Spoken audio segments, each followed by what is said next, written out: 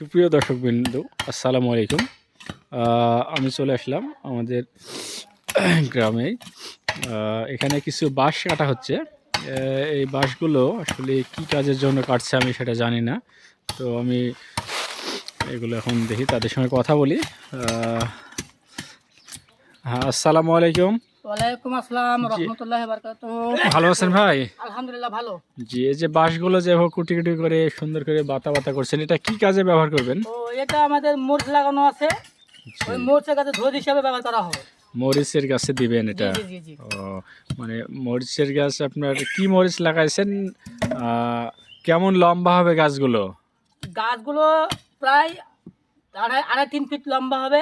জি জি জি, ও আচ্ছা আর আচ্ছা। গাছগুলো ছোট থেকেই মানে আপনার যাত্রা ভালো, তো ছোট থেকে আপনার ফল দেবে। ও আর এই ফলের ভার সহ্য করতে পারবে না, তার সেজন্য আমরা ধরে মারছি গাছে। জি, হ্যাঁ দর্শক, আপনারা শুনলেন। এগুলো মরিচের গাছে দেওয়া হবে, এই জন্য ধজিগুলো রেডি করছে।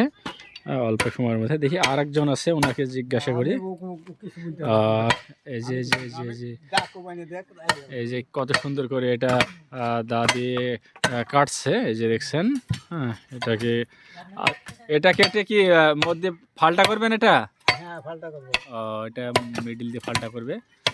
তো বন্ধুরা, আপনারা অবশ্যই দেখলেন এটা কি কাজে ব্যবহার করা হয়। হ্যাঁ, সবাইকে অনেক অনেক ধন্যবাদ।